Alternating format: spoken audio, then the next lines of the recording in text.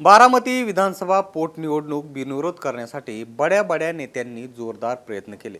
मात्र सुनेत्रा पवारांच्या विरोधात एक नाही दोन नाही तर तब्बल 22 उमेदवारांनी आव्हान कायम ठेवलं.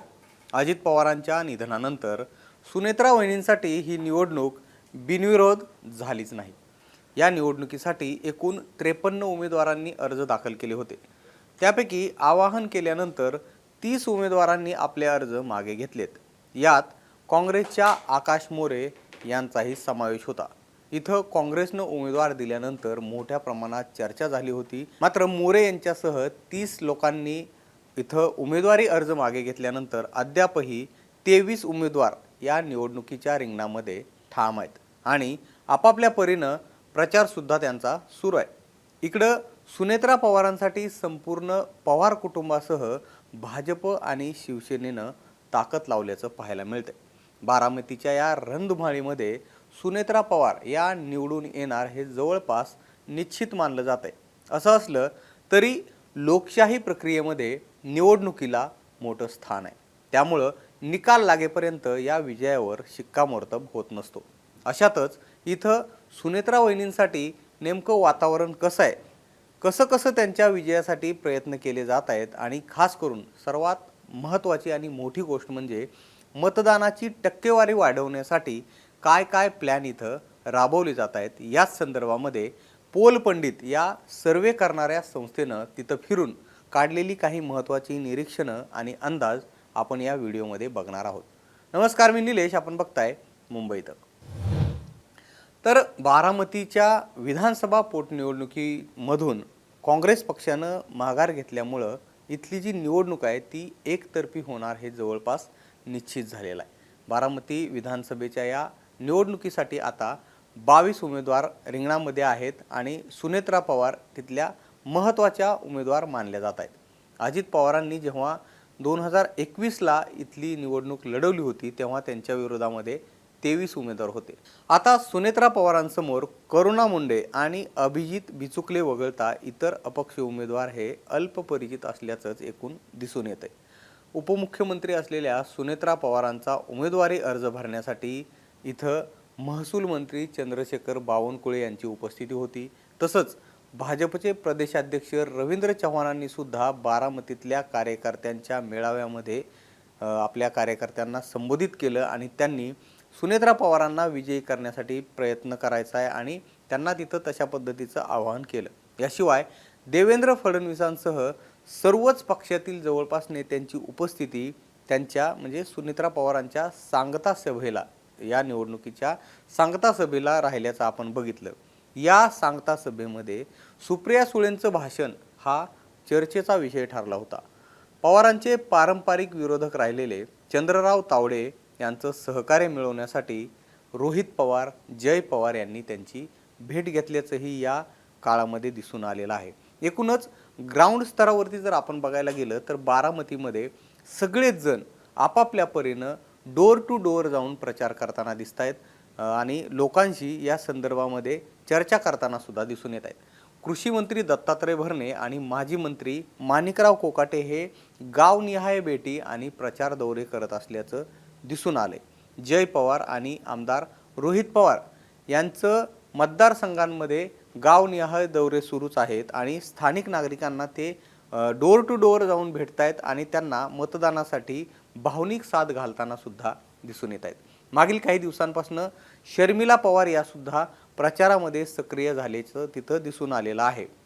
दुसरीकडं पक्ष म्हणून राष्ट्रवादी काँग्रेस पक्षाचे कार्यकर्ते गावनिहाय बैठका घेत आहेत. अधिकाधिक मतदान करण्याचं ते आवाहन करताना सुद्धा दिसून येत आहेत आणि एकंदरीतच पाहिलं तर हा प्रचार जो आहे तो सगळ्याच पक्षांनी सुनेत्रा पवारांसाठी ज्यांनी सुनेत्रा पवारांना पाठिंबा दिलेला आहे त्या सगळ्याच पक्षांनी, सगळ्याच नेत्यांनी फार सूक्ष्म पद्धतीनं करत असल्याचं दिसून येतंय. महायुती म्हणून सगळेजण सुनेत्रा पवारांचा प्रचार करताना दिसून येतच आहेत. शिवाय काँग्रेस आणि शिवसेना या पक्षाचे स्थानिक पदाधिकारी आणि कार्यकर्ते सुद्धा सुनेत्रा पवारांच्या प्रचारामध्ये सक्रिय झाल्याचं दिसून येते. सर्वात महत्त्वाचं म्हणजे सुप्रिया सुळे, रोहित पवारांनी जसं की मगाशी सांगितलं की रोहित पवारांनी सुद्धा सुनेत्रा पवारांसाठी मोठी ताकद लावल्याचं पाहायला मिळते. इथं एकूणच सगळं पवार कुटुंबीय जे आहे ते सुनेत्रा पवारांच्या मोठ्या विजयासाठी प्रयत्नशील असल्याचं पाहायला मिळतंय. शरद पवारांनी सुद्धा या संदर्भामध्ये सोशल मीडियावरती भली मोठी पोस्ट लिहिलेली आहे आणि त्या माध्यमातून त्यांनी सुद्धा तशाच पद्धतीचं आवाहन केलेलं आहे आणि त्यांच्या पक्षाकडून पूर्णपणे पाठिंबा हा सुनेत्रा पवारांना त्यांनी जाहीर केलेला आहे. अर्थात ते प्रत्यक्ष मैदानामध्ये बारामतीमध्ये दिसले नसले प्रकृतीच्या कारणास्तव, तरीसुद्धा त्यांनी आपला पाठिंबा जो आहे तो दिलेला आहे.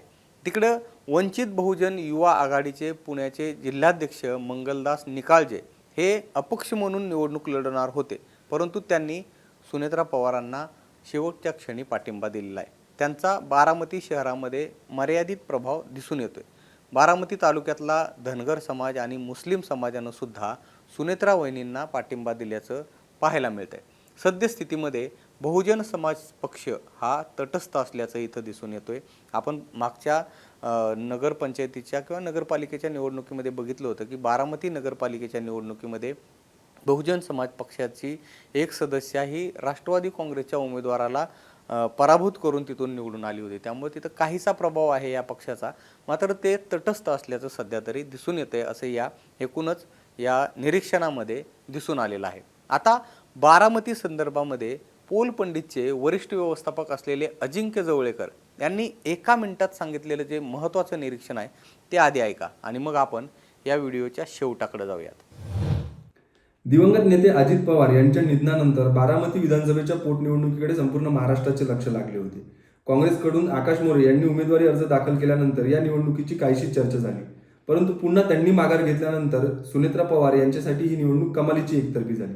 यासोबतच उपमुख्यमंत्री एकनाथ शिंदे, चंद्रशेखर बावनकुळे, रवींद्र चव्हाण यांनी सुनेत्रा पवार यांच्या प्रचारात घेतलेली सक्रियता, सोबतच पवार कुटुंबियातील सदस्यांनी दाखवलेला सहभाग आणि ज्यांचा मतदारसंघात थोडाही प्रभाव नाही असे असणारे विरोधक, या सगळ्या बाबी लक्षात घेता या निवडणुकीला बिनविरोध निवडणुकीचे स्वरूप प्राप्त झाले आहे. विशेषतः पोटनिवडणूक असून देखील बारामतीतील मतदारांमध्ये निवडणुकीला घेऊन कमालीचा उत्साह दिसतो आहे. त्यामुळे सुनेत्रा पवार या किती मताधिक्याने हा विजय मिळवणार हे पाहणे महत्त्वाचे असणार. आता बारामतीतल्या एकूणच या सगळ्या राजकीय परिस्थितीचा आढावा घेतल्यानंतर एकच चर्चा सध्या तिथं सुरू आहे, ती आहे सुनेत्रा पवार यांना किती लीड मिळणार. या लीडवरूनच एकंदरीत या बारामती मतदारसंघामध्ये चर्चा सुरू आहे आणि पार्थ पवारांसह अनेकांनी विक्रमी लीडवरती फोकस केलेला आहे. त्यामुळं त्यांच्यासमोर हे एक प्रकारचं चॅलेंजच आहे. कारण मतदाना दिवशी वाढतं तापमान असेल किंवा ऊन असेल, त्यामुळं मतदानाच्या टक्क्यामध्ये घसरण होऊ शकते असं सांगितलं जातं. त्यामुळं मतदानाची टक्केवारी वाढवणं हे गरजेचं आहे. एकूणच महायुतीसह महाविकास आघाडीनंही सुनेत्रा वहिनींसाठी जोर लावलेला आहे. अजितदादांच्या आठवणी सांगत, दादांचं कार्यकर्तृत्व सांगत हा प्रचार जोरात सुरू आहे आणि अर्थातच पुढचे अनेक वर्ष दादांनी करून ठेवलेली जी कामं आहेत, ही कामं सुनेत्रा पवारांसाठी जमेची बाजू राहणार आहेत. आता सुनेत्रा पवार वैयक्तिकरित्या त्यामध्ये कशी भर टाकतायत हे पाहणं महत्त्वाचं असणार आहे. एकंदरीत आता 23 एप्रिलला इथं मतदान होणार आहे आणि 4 मेला निकाल आपल्या हातात येणार आहे. त्यामुळे या निकालामध्ये सुनेत्रा पवार कशी बाजी मारतायत हे पाहणं महत्त्वाचं असणार आहे. आपल्याला या संदर्भामध्ये नेमकं काय वाटतंय, तुमची बारामतीच्या संदर्भातली काही निरीक्षणं असतील तर ती आम्हाला कमेंट बॉक्समध्ये नक्की नोंदवा आणि मुंबई तकला जर सबस्क्राईब केलं नसेल तर सबस्क्राईब करून घ्या. हा व्हिडिओ पाहिल्याबद्दल धन्यवाद.